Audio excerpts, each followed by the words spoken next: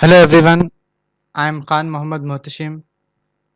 ये मेरा 4th video lecture है कंक्रीट टेक्नोलॉजी का diploma in civil engineering 3rd semester.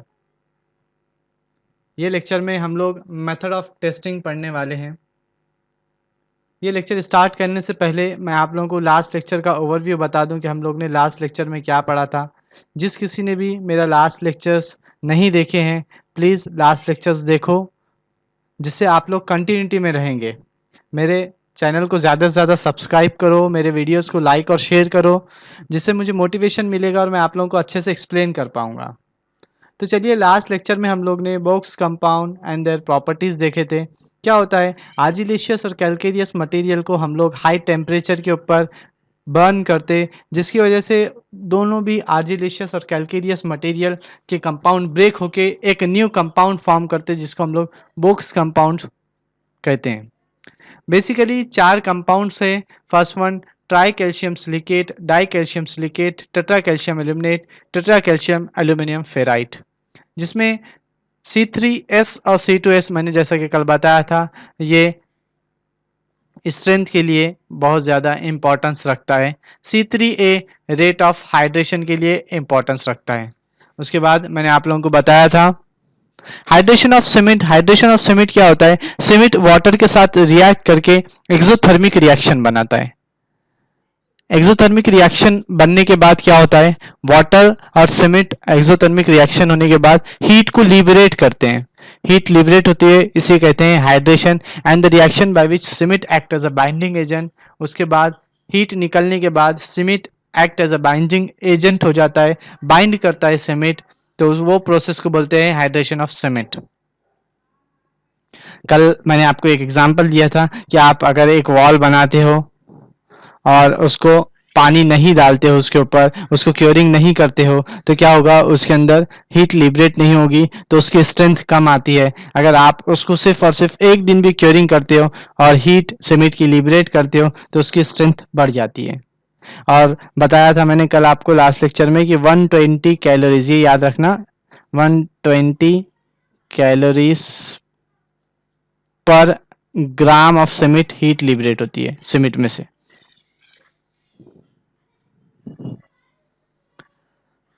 उसके बाद हम लोग ने फिजिकल प्रॉपर्टीज ऑफ ओपीसी देखे थे, fineness, standard consistency, initial final setting time, compressive strength और साउंडनेस। ये पांचों टेस्ट मैं आज आप लोगों को आज के वीडियो में एक्सप्लेन करने वाला हूँ। उसके बाद मैंने आप लोगों को डिफरेंट ग्रेड्स बताए थे, 33 ग्रेड, 43 ग्रेड, 53 ग्रेड। क्या होता है, जब हम लोग कॉम्प्रेशन टेस्टिंग मशीन के अंदर, हम लोग आज कॉम्प्रेसिव टेस्ट बताने वाला हूँ, स्ट्रेंथ टेस्ट। अगर 28 डेज के बाद हम लोग जब टेस्ट करते हैं और रिजल्ट 33 या 33 टू 42 के बीच में आता है, तो हम लोग उसको 33 ग्रेड बोलते हैं। यूज होता है 33 ग्रेड प्लास्टरिंग के लिए और ब्रिक वर्क के लिए।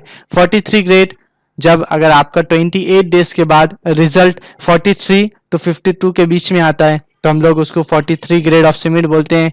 53 ग्रेड जब आपका रिजल्ट 53 और 53 के अप आता है, 28 दिन के रिजल्ट, 28 दिन के बाद जब आप टेस्ट करते हो, तो उसे कहते हैं 53 ग्रेड ऑफ सीमेंट, जो कि RCC, concrete sleeper for railway और इंडस्ट्रियल बिल्डिंग्स के लिए यूज होता है।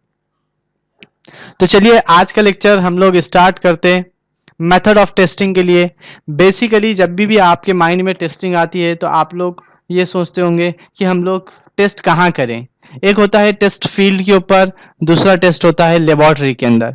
तो हम लोग आज के लेक्चर के अंदर दोनों भी टेस्ट देखने वाले हैं कि फील्ड के ऊपर हम लोग सीमेंट के कौन से टेस्ट लेंगे और लेबोरेटरी के अंदर हम लोग कौन से टेस्ट लेंगे। ये वीडियो थोड़ा सा लेंदी होगा, लेकिन प्लीज़ ये वीडियो को आप लोग पूरा देखो। कम से कम एग्जाम में आप लोग को 4 मार्क्स ये वीडियो से कवर हो जाएंगे कि एग्जाम में फील्ड टेस्ट या लेबोरेटरी टेस्ट दोनों में से एक 4 मार्क्स के लिए पूछेगा। Field test, open the bag and take good look at the cement, then it should not contain any visible lumps. आपको फील्ड पे जाने के बाद सबसे पहले सीमेंट के बैग को ओपन करना है। फॉर एग्जाम्पल ये मेरा सीमेंट का बैग है, आप लोग इसको ओपन करो। ओपन करने के बाद उसमें देखो कोई विजिबल लम्प्स है क्या, कोई लम्प्स, कोई खड़े आपको दिखते हैं क्या। अगर वो अवेलेबल है तो आप लोग वो सीमेंट को यूज मत करना। Second one, colour of cement should be greenish grey. Cement का कलर चेक करो आप फील्ड पे जाने के बाद, अगर सीमेंट का बैग और सीमेंट का कलर ग्रेनिश ग्रे है तो वो सीमेंट ओके है, वो यूज कर सकते हैं आप लोग। Should get cool feeling when thrusted. आप सीमेंट के बैग के अंदर अपना हाथ डालो, हाथ डालने के बाद आप लोग को क्या होगा, कूल फीलिंग आएगा, तो सीमेंट अच्छा है। When we touch the cement it should give a smooth feeling। आप लोग सीमेंट को टच करो और अगर आपको स्मूथ फीलिंग आती है तो आप लोग कंसिडर कर सकते हैं ये गुड सीमेंट है मेरे कंस्ट्रक्शन के लिए। When we throw the cement on a bucket full of water before it sink the particles should flow। आप क्या करो, एक बकेट लो जिसके अंदर आप लोग वाटर लो, वाटर लेने के बाद थ्रो करो सीमेंट को। सीमेंट थ्रो होने के बाद सिंक होने से पहले पार्टिकल उसके फ्लो होने चाहिए। अगर पार्टिकल सीमेंट के फ्लो हो रहे सिंक से पहले तो हम लोग वो सीमेंट को अच्छा कंसीडर करेंगे और कंस्ट्रक्शन के लिए यूज करेंगे। फील्ड टेस्ट के अंदर और एक मैं आपको बता दूं कि आप लोग मैन्युफैक्चरिंग डेट देखो सीमेंट की। अगर मैन्युफैक्चरिंग डेट 3 मंथ से पहले की है, बैग के ऊपर मैन्युफैक्चरिंग डेट 3 महीने से पहले की है, तो वो सीमेंट हम लोग को यूज नहीं करना है, क्योंकि 3 महीने पुराना अगर सीमेंट होगा तो उसकी स्ट्रेंथ ऑलमोस्ट 25% कम हो जाती है। तो जब भी आप साइट पे जाओगे तो ये 5 टेस्ट करना और सीमेंट के बैग के ऊपर मैन्युफैक्चरिंग डेट देखो। आज से 3 महीने पुराने सीमेंट है या उससे ज़्यादा पुराना है मैन्युफैक्चरिंग डेट के हिसाब से, तो आप वो यूज़ मत करना फील्ड पे। नेक्स्ट वन है लेबोरेटरी टेस्ट। लेबोरेटरी टेस्ट के अंदर फर्स्ट वन आता है fineness, second one standard consistency, third one setting time, fourth one strength test, fifth one soundness test. तो फर्स्ट वन से स्टार्ट करते हैं फाइननेस टेस्ट। फाइननेस टेस्ट क्या होता है, ये रेट ऑफ हाइड्रेशन के लिए, रेट ऑफ गेन स्ट्रेंथ और इवैल्यूएशन ऑफ हीट के लिए सबसे बेस्ट टेस्ट होता है। Fineness cement occur greater surface area, फाइनर होने की वजह से आपको सरफेस एरिया बहुत ज़्यादा मिलता है। इसका डिसएडवांटेज ये भी है कि ससेप्टेबल टू एयर है, पार्टिकल स्मॉल होने की वजह से एयर के साथ फ्लो हो जाता है। मिनिमम साइज आपको सीमेंट के पार्टिकल का मिलेगा 1.5 माइक्रोन और मैक्सिमम साइज रहेगा 100 माइक्रोन। अगर सीमेंट का पार्टिकल का साइज 1.5 से नीचे है तो हम लोग उसको सीमेंट कंसीडर नहीं करते हैं, और अगर मेरा पार्टिकल का साइज 100 माइक्रोन से ज़्यादा है तो भी मैं उसे सीमेंट के अंदर कंसीडर नहीं करूँगा। मुझे 1.5 माइक्रोन और 100 माइक्रोन के बीच में का सीमेंट यूज़ करना है। तो फाइननेस बेसिकली हम लोग 2 मेथड से निकालते हैं सीमेंट का fineness. First one by sieve और second one by determining specific surface by air permeability test. हम लोग सीव के मदद से और सीव का यूज करके भी हम लोग फाइननेस निकाल सकते हैं और स्पेसिफिक सरफेस निकाल के बाय एयर परमेबिलिटी हम लोग फाइननेस निकाल सकते हैं। तो फर्स्ट वन स्टार्ट करते हैं हम लोग सीव टेस्ट के अंदर हम लोग IS सीव नंबर 9 लेंगे। क्या होता है, हम लोग को 100 ग्राम सीमेंट लेना पड़ता है। कितने ग्राम, 100 ग्राम सीमेंट लेना पड़ेगा। IS सीव नंबर 9 के अंदर 100 ग्राम्स लो। लेने के बाद आप लोग क्या करो, सबसे पहले उसके अंदर देख लो कोई लम्स है क्या। अगर लम्स होंगे तो उसको बारीक कर दो हाथ से। The weight shall not exceed 10% for ordinary cement. क्या होता है, फॉर एग्जाम्पल अगर मैंने 100 ग्राम सीमेंट लिया, 100 ग्राम सीमेंट लेने के बाद ये सीव से मुझे इसको सीव करना पड़ता है। सीव करने के बाद ऊपर जो बच जाएगा जिसे मैं रेसिड्यू कहूंगा वो मेरा 10% से ज्यादा नहीं होना चाहिए। कितने परसेंट से, 10% से। अगर मैंने 100 ग्राम सीमेंट लिया तो ऊपर कितना बचना चाहिए, मैक्स टू मैक्स 10 ग्राम बचना चाहिए। अगर 10 ग्राम से ज्यादा अगर ऊपर बच रहा है तो मैं वो सीमेंट को यूज नहीं करूंगा। Fineness max to max not exceed 10% of ordinary cement. 10% से ज्यादा नहीं होनी चाहिए।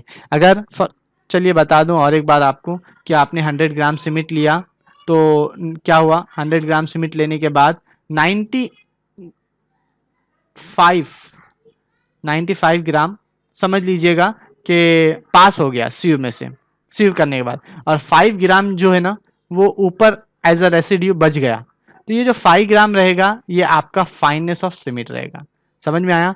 100 ग्राम लेना है, सीव में से पास करना है। जो पास हो गया उसको छोड़ देना है, जो ऊपर बच गया उसका वेट ले लेना है। वो जो वेट रहेगा वो 10% से कम होना चाहिए, 10% से ज़्यादा हो गया तो हम लोग वो सीमेंट यूज़ नहीं करेंगे। Second one, standard permeability test. Standard permeability test के अंदर क्या निकालते हैं हम लोग टाइम निकालते हैं, time taken for fix quality of air to flow through compacted cement bed of specific dimension. क्या होता है कि हम लोग ये permeability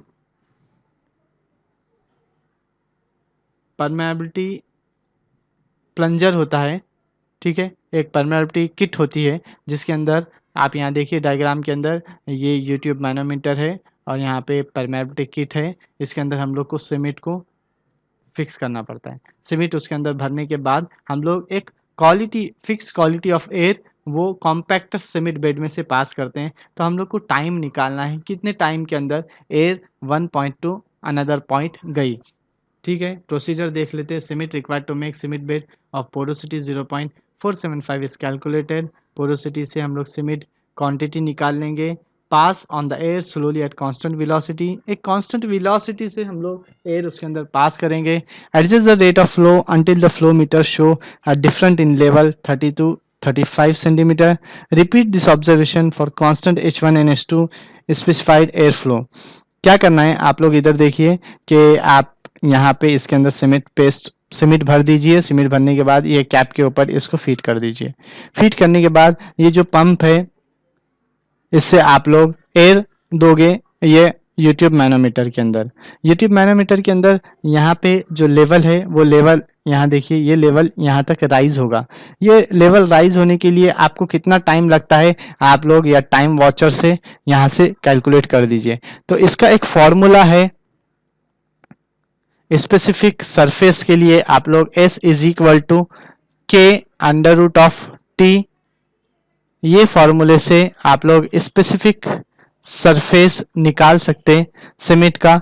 S is equal to where K is the constant and T is the time taken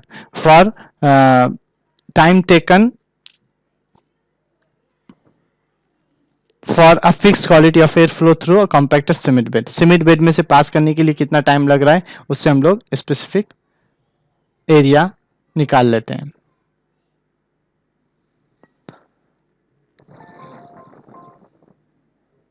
next one है standard consistency test. Standard consistency test के लिए हम लोग को विकेट अपैरेटस का यूज करना पड़ता है। विकेट अपैरेटस के अंदर क्या होता है, ये देखिए, ये एक डायल गेज रहेगा जिसके अंदर आप लोग को रीडिंग्स मिलेगी। यहाँ पे हम लोग प्लंजर लगाएंगे। प्लंजर का आप डाया याद रखिए, डाया जो रहेगा 10 mm का रहेगा और उसकी लेंथ रहेगी 50 mm। ये जो लेंथ है प्लंजर की वो रहती है 50 mm, dia 10 mm। Vicat plunger जिसको कहते हैं। हम लोग को क्या करना है कि स्टैंडर्ड कंसिस्टेंसी टेस्ट के अंदर इसमें सीमेंट का पेस्ट लेना है। मैं अभी बताऊंगा प्रोसीजर। सीमेंट का पेस्ट लेना है और ये यहाँ से निब को हटा देना है। निब जब हटेगी तो ये प्लंजर सीमेंट पेस्ट के अंदर जाएगी। तो हम लोग को कहाँ तक देखना है, हम लोग को वाटर निकालना है। एक्चुअल में स्टैंडर्ड कंसिस्टेंसी टेस्ट का फंक्शन क्या है, we have to find out the percentage of water required for a procedure to cement paste of standard consistency। Standard consistency के लिए मुझे पानी कितना लग रहा है, वाटर परसेंटेज कितना लग रहा है, वो निकालने के लिए हम लोग स्टैंडर्ड कंसिस्टेंसी टेस्ट यूज करते हैं। तो क्या करना है कि आप लोग को ये प्लंजर हटा देना है ऊपर का। अगर आप निब हटा दोगे तो ये प्लंजर डीप होगा। डीप होने के बाद स्टार्टिंग में प्लंजर पूरा अंदर तक चले जाएगा। कुछ टाइम के बाद क्या होगा, जैसा हम लोग वाटर का परसेंटेज चेंज करेंगे तो ये प्लंजर एक रीडिंग तक रुकेगा। तो हम लोग को 33 तो 35 की टॉप फ्रॉम द मोल्ड जब रीडिंग आती है वो हम लोग का स्टैंडर्ड कंसिस्टेंसी रहता है। समझ लीजिए उस 500 ग्राम हम लोग को सीमेंट लेना है। मैंने 500 ग्राम सीमेंट लिया। एक आर परसेंटेज, इसको हम लोग 25% कंसिडर करते हैं। स्टार्टिंग में मैंने 500 ग्राम सीमेंट लिया और 25 ग्राम ऑफ वाटर, मतलब 125 ग्राम वाटर लिया। दोनों को मिक्स करना है विकेट मोल्ड में 3 to 5 मिनट्स के अंदर और उसको शेक करना है। शेक करने के बाद आ जाइए इधर, ये मोल्ड है। मोल्ड के अंदर मैंने 500 ग्राम सीमेंट लिया और 25% ऑफ वाटर लिया और ये मोल्ड को 3 से 5 मिनट के अंदर फिल किया।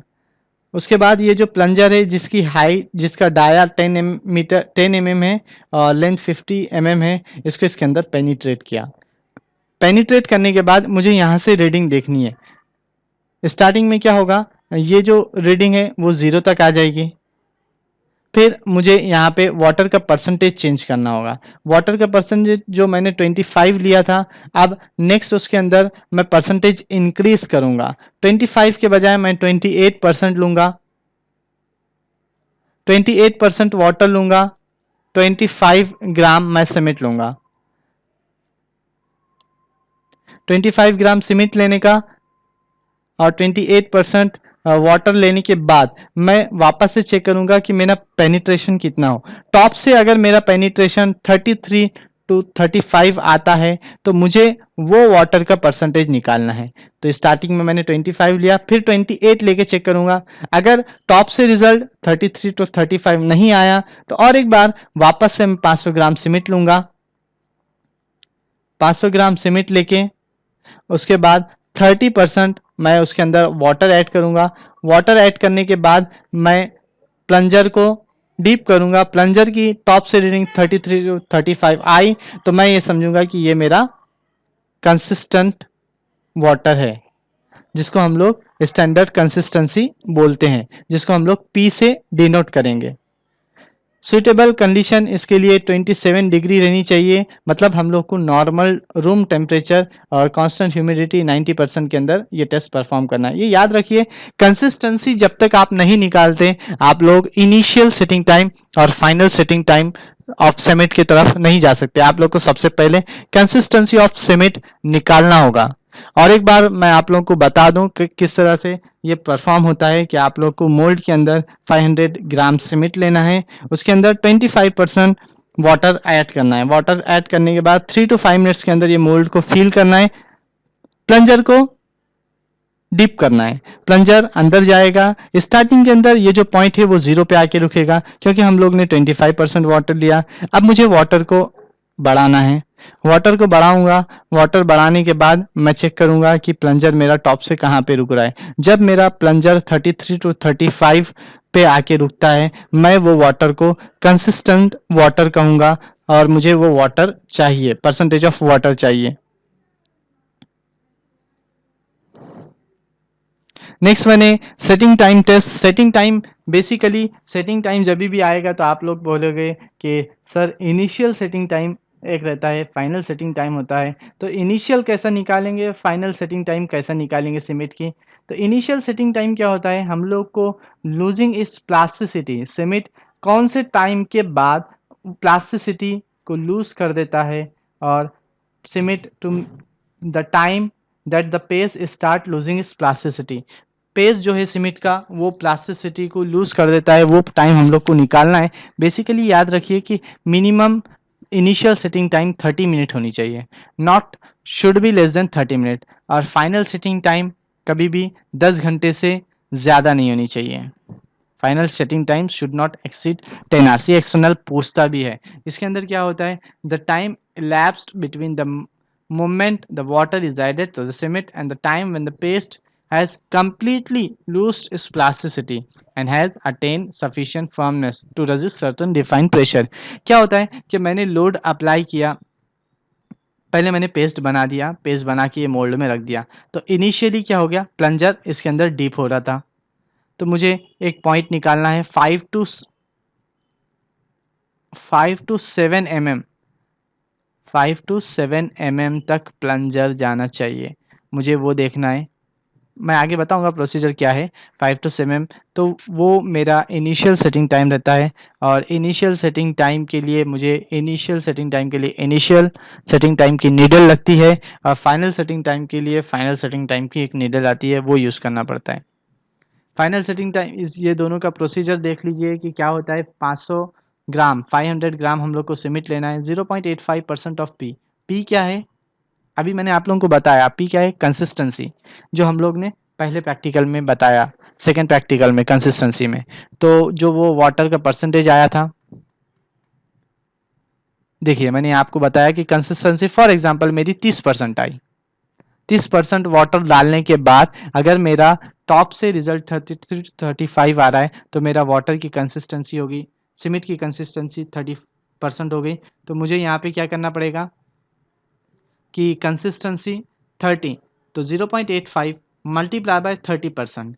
ये डिपेंड करेगा अलग अलग ब्रांड के सीमेंट के ऊपर कितनी कंसिस्टेंसी आ रही है। 0.85 मल्टीप्लाई बाय पी करने से हम लोग को जो वाटर मिलेगा वो वाटर हम लोग 500 ग्राम सीमेंट में ऐड करेंगे, पेस्ट बनाएंगे 3 to 5 मिनट्स के अंदर, और इनिशियल और फाइनल सेटिंग टाइम दोनों भी नोट करेंगे। नेक्स्ट वन स्ट्रेंथ टेस्ट, जैसा कि मैंने आप लोगों को स्ट्रेंथ के लिए बताया था 33 ग्रेड और 33, 43 और 53 ग्रेड जो मैंने आप लोगों को यहाँ पे बताया था।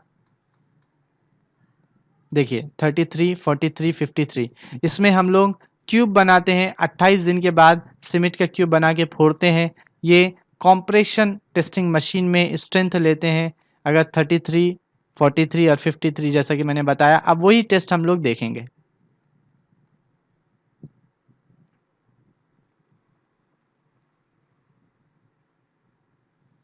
Strength test most important for all property of harden cement. Cement के प्रॉपर्टीज के लिए मोस्ट इम्पॉर्टेंट टेस्ट है।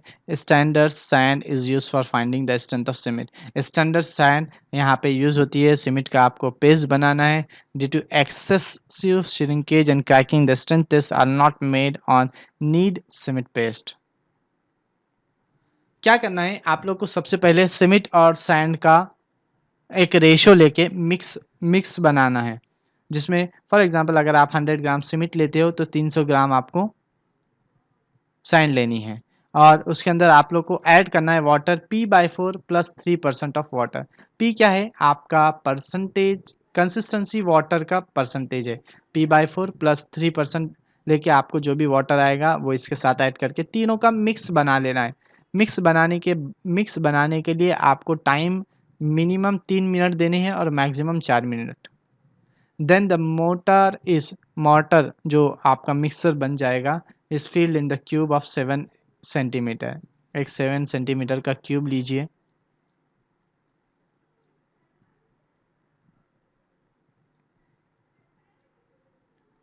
सेवन बाय सेवन का ये क्यूब होता है। इसके अंदर हम लोग को वो मोटर फीड करना होता है। मोटर फीड करने के बाद हम लोग उसको 24 आवर्स के लिए रूम टेम्परेचर पे छोड़ देंगे।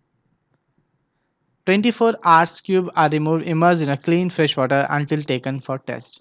24 hours के बाद हम लोग क्या करेंगे, ये क्यूब को पानी के अंदर डाल देंगे।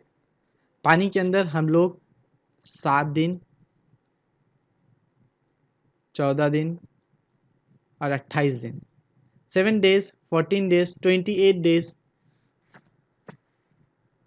पानी के अंदर रखेंगे। उसके बाद 7 दिन जैसे हो जाएंगे, 7 डेज हो जाएंगे, उसके बाद कॉम्प्रेशन टेस्टिंग मशीन लेंगे। कॉम्प्रेशन टेस्टिंग मशीन लेने के बाद उसके ऊपर लोड अप्लाई करेंगे। 14 डेज के बाद अप्लाई करेंगे और 28 डेज। अगर 28 डेज के बाद जब आप इसके ऊपर लोड अप्लाई कर रहे और उसका रिजल्ट 33 to 42 तक आता है तो हम लोग उसको 33 ग्रेड ऑफ सीमेंट बोलेंगे। अगर आपका रिजल्ट 43 to 52 तक आता है तो हम लोग उसको 43 ग्रेड ऑफ सीमेंट कहेंगे। और अगर 28 दिन के बाद आपका ये कॉम्पिटिशन टेस्टिंग के अंदर रिजल्ट 53 या 53 के ऊपर आता है तो आप लोग उसको 53 ग्रेड ऑफ सीमेंट कहेंगे। नेक्स्ट वन लास्ट टेस्ट है साउंडनेस टेस्ट।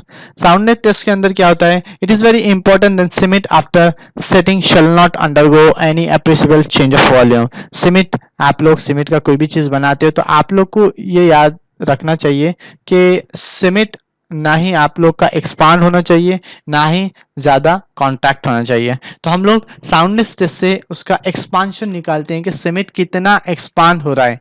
ये किसकी वजह से होता है, मैग्नीशिया की वजह से होता है जो सीमेंट के अंदर अवेलेबल है। इसलिए हम लोग 6% से ज़्यादा मैग्नीशिया अप्लाई नहीं करते और नहीं डालते सीमेंट बनाने के टाइम पे। देखिए यहाँ पे ली चैटेलियर्स अपैरेटस इसको बोलते हैं, जिसका डाया है 30 mm डाया जिसका रहता है, जिसकी हाइट है 30 mm, लेंथ रहेंगे इसकी लेंथ जो है 165 mm है। क्या करना होता है इसमें आपको 100 ग्राम सीमेंट लेकर कंसिस्टेंस वाटर का जो आपकी कंसिस्टेंसी का वाटर आया है वो 0.85 से मल्टीप्लाई करके इसका पेस्ट बना के इसमें फिल करना पड़ता है। फिल करने के बाद ऊपर और नीचे दोनों तरफ हम लोग ग्लास प्लेट लगा देंगे। 24 आवर्स के लिए उसको नॉर्मल रूम टेम्परेचर के ऊपर छोड़ देंगे। उसके बाद उसको निकाल लें। उसके बाद इसके ग्लास प्लेट्स निकालने के बाद इसको 24 आवर्स के लिए पानी में छोड़ देंगे। 24 आवर्स जैसी हो जाएंगे उसके बाद हम लोग ये दोनों के बीच का डिस्टेंस मेज़र करेंगे, जिसको हम लोग L1 नाम देंगे। उसके बाद इसको हम लोग बॉईल करेंगे वाटर के अंदर 30 मिनट्स के लिए। एक 30 मिनट्स के लिए वाटर के अंदर ये लीचेटेलियर्स अपैरेटस को बॉईल करेंगे। बॉईल करने के बाद इसके जो डिस्टेंस हो गया ए टू ए ये चेंज हो जाएगा, ऑलमोस्ट यहाँ तक आ जाएगा। तो ये डिस्टेंस हम लोग कंसिडर करेंगे L2। तो difference between L2 minus L1 हम लोग को साउंडनेस देगा सीमेंट की, साउंडनेस बता देगा सीमेंट की। तो आज के लेक्चर में मैंने आप लोगों को जो टेस्ट बताएं